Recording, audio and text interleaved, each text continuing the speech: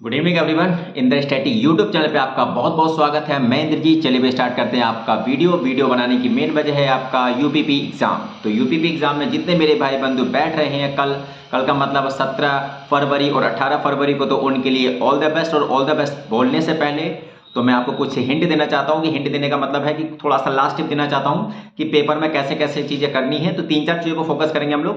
तो पहला टॉपिक है आपका जिसका नाम है आपका कि पेपर देखिए आपको बता दूं कि पेपर जो है आपका 2018 में जो पेपर आया था, 2019 में जो पेपर आया था यूपीपी का, और एक आपका यूपी ट्रिपल एससी निकालता है जिसका नाम है आपका जेल वार्डन। तो जेल वार्डन का पेपर निकाला तो ये सारे के सारे एग्जाम मैंने क्वालिफाई कर रखे हैं। तो मैं अपने बारे में बता दूं तो एग्जाम को जाने से पहले तो मैं आपको बता दूं कि मैंने भी एग्जाम क्वालिफाई कर रखे, तो इसलिए मैं आपको लास्ट ही बता रहा हूं। इसमें कुछ नहीं करना है, करने का मैंने कहने का मतलब है कि आपको जो है कैसे चीजों को मैनेज करना है। देखिए 150 क्वेश्चन आएंगे, 150 क्वेश्चन में आपका ज्यादा कट ऑफ नहीं जाएगा, 110 से लेकर 15 के बीच में कट ऑफ जाएगा, वो भी मैक्सिमम बता रहा हूं मैं आपका। मैक्सिमम इतना कट ऑफ जाएगा, उससे कम कट ऑफ नहीं जाएगा या फिर उससे ज्यादा नहीं जाएगा। ठीक है, कहने का मतलब है उससे ज्यादा नहीं जाएगा, कम तो जाएगा ही जाएगा। और एक बात और याद रखिएगा, पेपर में कैसे अपने आप को टैकल करना है, सेकंड चीज बताते हैं। देखिए जब भी आप पेपर देने जाएं तो पेपर जाने के बाद कभी भी अपने आप को प्रेशराइज मत करिए बहुत ज्यादा। अपना कह सकते हो कि प्यास लगती है लोगों को, बहुत टेंशन की वजह से गला सूख जाता है। ठीक है, इसके अलावा कहीं ना कहीं आपका ब्लड प्रेशर हाई होने लगता है, टेंशनाइज होने लगता है माइंड, है ना, चारों तरफ भागना होता है। प्रेशराइज की वजह से चीज़ें हमें आती हैं, स्लिप हो जाती हैं, तो वो नहीं करिएगा आप लोग। और पेपर में जाने के बाद जो है, देखिए मैं ये भी नहीं बोलूँगा कि पेपर में कैसे क्वेश्चन करने हैं। देखिए हर किसी बच्चे का, हर किसी पर्सन का अपना माइंड और परसेप्शन जो होता है सबका अलग अलग होता है। किसी को जीएस अच्छी लगती है, किसी को मैथ अच्छी लगती है, किसी को रीजनिंग, किसी को आपका हिंदी।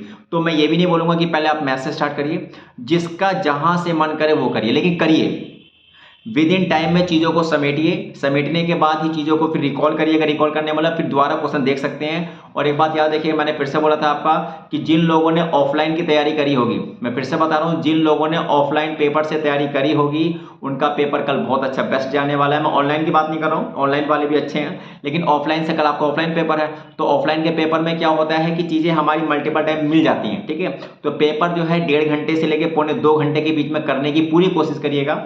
उसके बाद आप समझिएगा कितना क्वेश्चन अटेम्प्ट करना है। अटेम्प्ट की बात बता दें, देखिए अटेम्प्ट में आपको बता दें कि 130 से लेके 125 के बीच में करिएगा।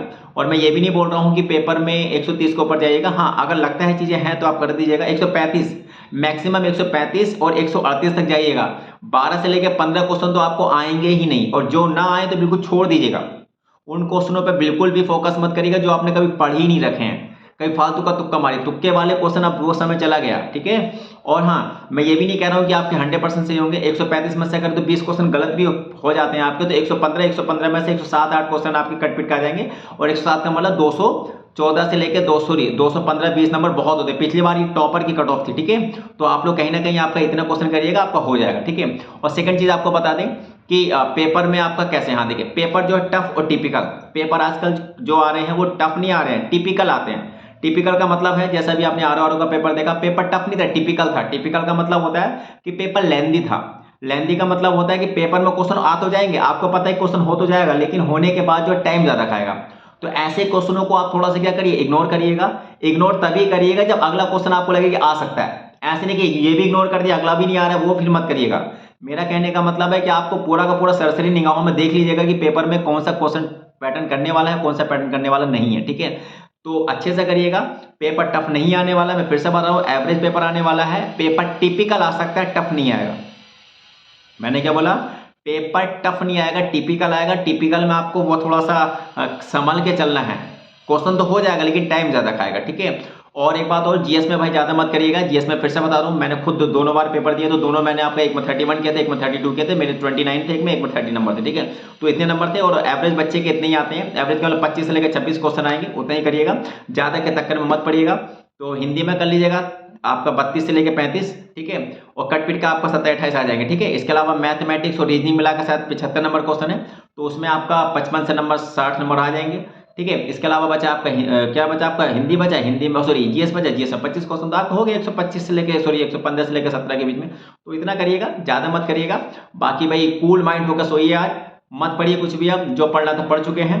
ठीक है, तो मैं यही करता हूँ एक दिन पहले कि कुछ मत करिए, आराम से घूमिए फिरिए, सोचिए मत कि कल पेपर है। जाइए बिल्कुल कॉन्फिडेंस में जाइए। और जो लोग आप निकल चुके हैं तो बिल्कुल कूल माइंड होकर जाइए, कोई किताब उताब लेकर मत जाइए। मैं फिर से बता रहा हूँ, कोई किताब लेने की जरूरत नहीं है, कुछ नहीं हो पाएगा। जो होना था, जो आता था, वो भी भूल जाओगे। ठीक है। तो जितना आता है आप उतना करिएगा, ठीक है। और ऑल द बेस्ट भाई। और कल लोग सब लोग भाई मेरे चैनल पे जो है आपका इन द स्टैटिक जीके पे आप लोग शेयर करिएगा। मैं कल वीडियो बनाऊंगा आपका कि एग्जाम कैसा रहा कैसे नहीं रहा। तो कल लोग जुड़ना ना भूलिएगा भाई, और चैनल को सब्सक्राइब और लाइक कर दीजिएगा। तो कल के लिए ऑल द बेस्ट और परसों के लिए भी ऑल द बेस्ट। अच्छे से करिएगा, ठीक है। पढ़ेगा इंडिया तो बढ़ेगा इंडिया।